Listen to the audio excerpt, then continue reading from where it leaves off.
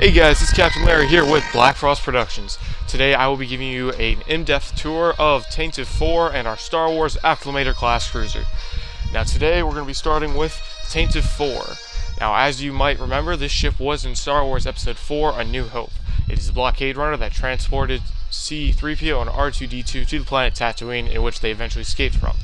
Now, according to Star Wars Wiki, the ship was destroyed by the Empire after the battle over Tatooine. Now, we've done our best to recreate this ship. The actual one was 150 meters long, so we cut it down to half the size. The actual ship now is 75 meters long, 30 wide, and 30 tall. Online, it did not give a reference to how tall or wide the ship was, so we had our best to eyeball it.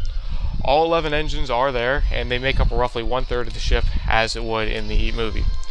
Now, overall, this ship took about 5 hours to build for the exterior-wise. The interior, we're still working on it. We have a Currently, we have several number of projects open, such as the Acclamator below us, the Cruiser you might have saw on the side there, and several other builds we are looking forward to showing you guys in the near future. So let's board through the main airlock. This main room here is going to be for crew quarters and such, and over here, this is the engine room. Now, this is the only engine room we've ever built where everything is for show. Nothing in here actually works. Like, the lights and such work, but that's about it. Let's just flip these lights on and off. Alright, here we go. Down below us is the storage room. You know, in case the ship gets blown apart and we need the extra parts to fix it, we keep all the parts down here. Now, normally right now everything's empty because we haven't had time to actually fill the chests up. Alright, we're going to come out of this hallway here, and we're going to head down. Now, what I just passed on my left-hand side was a small staircase to the upper level. Now, these are the officers' quarters. At first, I thought these were the royal chambers, but it turns out our production assistant in charge of this ship designated this room for the ship's captain. Just got a nice little layout, if I do say so myself. I like it a lot. And across the hall here, we have the crew quarters for the enlisted. All those poor little rebels who got massacred in that fourth movie. Or technically first, if you're talking about the order they came out in. Next, on our right-hand side, is the bridge. Did I miss anything? Nope. Alright. We're going to take the ladder up to the deck above us, and then we'll get to the bridge. Now, what I just passed on my left and right, that was going to be the Royals, Queen's chambers, and the meeting room. Now, here is another enlisted bunk. Holy crap, we have a fire. We have a fire. Alright, let's put this out. There we go. It's basically the same kind of barracks you'll see on most of our ships. The stacked bunk beds and the stacked chests. Except on most of our Republic ships, we do have enough detail where the chests are filled with what the personnel would have. Now, this is our medical bay, and on the other side of the medical bay is the water tanks. You know, every ship's going to need water. This ship can go, I believe it was 2 years without having to be resupplied. It means it can go 2 years without having to pick up any food and or water, which is a pretty long lifespan. Alright guys, now we're going to move on to the bridge.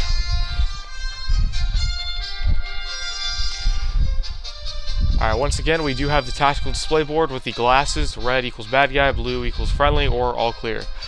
And we do have the map on the wall here in the item frames. It's not the full map, it's a 4x4 grid at the moment. Now we're going to take this, and this is the very front of the ship where the two pilots would sit. And you can see the Pegasus in the background, isn't that neat? Alright, we're going to take this down, and we're going to go to the lower level. The gunner stations and radar stations, all this good stuff. And you get a better picture of the map. Alright, now let's move on. Next up, we're going to take those ladders down and up a deck to the ship's turbo lasers. This ship did have 2 turbo lasers, one on top and one on bottom. They do fire, but you can't really see on the bottom turbo laser where you're shooting. On the top laser, they do fire adjacently. Like, one will fire and the other one won't. I thought that was pretty cool. See? I thought this was actually pretty cool. It was my idea. Props of this ship do go to our production assistant, Dylan S20. This was his idea to build this ship, and he did put in many hours into building it. Alright guys, I hope you've enjoyed Tantive 4. Next up, we're going to be moving on to the Star Wars Acclamator class assault ship. As your next objective, the Prosecutor, an Acclamator class Republic assault ship under the command of Captain Martz. The Prosecutor was our first home. We were stationed there for a long The time. last patrol was the Corellia sector, defending Republic trade routes against separatist activity. But we lost contact with her over 2 weeks ago. This is nowhere near Corellia. Have they gone rogue? Not likely. Respectfully, sir, it could be a trap. Indeed, it could, Delta 4-0, which is why we're sending our most qualified squad to investigate. Someone important noted your excellence on Geonosis. You hear that, Sev? Someone thinks I'm excellent. Well, at least that makes two of you. Delta Squad, prepare for low-gravity infiltration. Seal your suits. Good luck.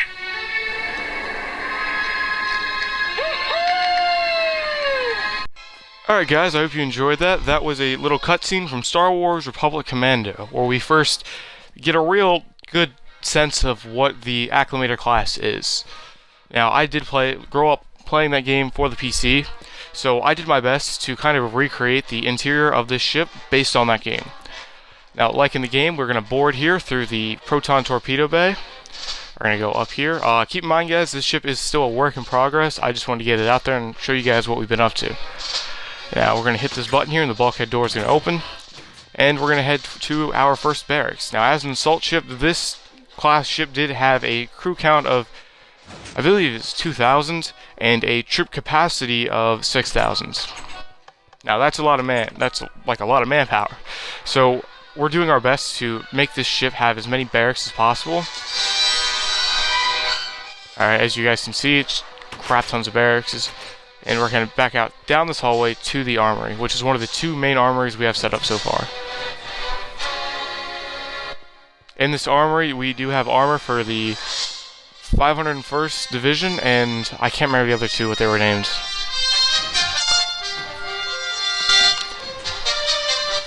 Standard equipment for a clone would be his standard leather armor, a stone sword, his bow, 3 stacks of arrows, a compass, a clock, 9 maps, 1 flare or firework, and a logbook, which is just a book and quill, which he can use to like record his daily activities.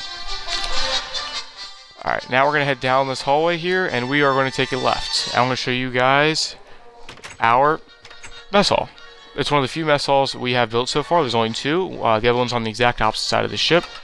The mess halls have steak, pork chop, chicken, fish, and cookies. Alright guys, now we're going to head across the hallway here to one of the officer quarters.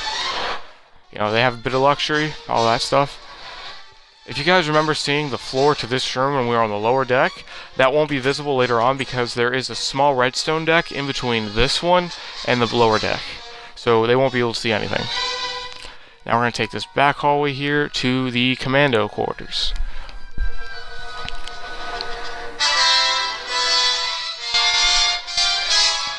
This is another barracks, once again, you know, nothing special in here, just standard bunks and all that.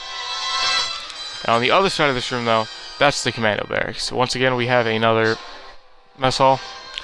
That room, this one right here, this is our Commando Barracks. The Commandos have enchantments, so they get Commando Helmet, Commando Chest Piece, Commando Trousers, Commando Boots, Commando's Knife, and the DC-17M Blaster Rifle. They also get a Potion of Invisibility, Night Vision, a Potion of Healing, Splash Potion of Healing. Each one gets a 64 stack of flares, their own logbook, a compass, a clock, 9 maps, and they also get a saddle. Now the Commandos do get to color their own armor, it's not done by division anymore. Now this wide hallway here is the observation deck for the hangar bay. Like I said, we can fix 6 LAATs up here. At the moment we only have 5. 3 on the actual launch bay, and 4 up here in the storage area. This is our engine room. We haven't put too much time into it right now, so there's nothing really to show you guys. Alright, we're going to keep heading down this hallway here, and then we're going to go up a deck. Next up is the basically ship security barracks, where we have more combat seasoned veterans, as you can see. Their armor is a shade of gray. Now the normal clones have that white armor, you know, their armor's pristine and white.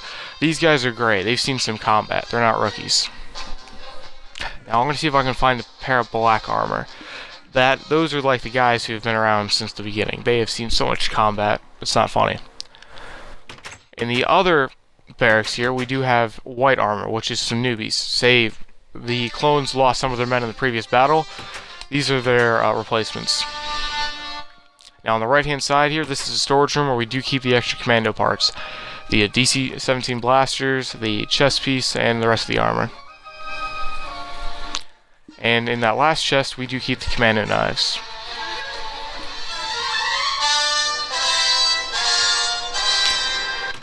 This is one of the extra armor rooms for the regular commandos. This chest is for the 501st. Standard infantry gets the blue, the sergeant gets the dark blue. And this is the extra armor for just standard clones. Say they aren't part of the 501st, or really any known unit. They just get standard white armor. Now this is one of the other armories. It has 6 bows and 2 full chests filled with arrows. Next up is the Jedi Quarters. Just nothing really important in there. That's just the extra stuff I had when I was building this part of the ship. In there is the Jedi Lightsaber, aka a diamond sword with sharpness 5, unbreaking 3, and fire aspect 2. The Jedi does get brewing stands because that's how he creates his force powers, quote unquote, such as strength, speed, and all that other wonderful things. Up here, this does lead to the bridge. Now the bridge is probably one of the coolest things about this ship. Let's close this bulkhead here. Now this part of the ship is not inspired after the Commando game. The Commando Bridge, I didn't like it too much, so I just kind of built one of my own. Once again, we do have the glass. Green equals clear, blue is a friendly, red's bad guy. You guys know the drill. And we do have the larger maps on Tantive 4. These maps are in a 3x5 grid. We cut off the top and bottom layers of the map.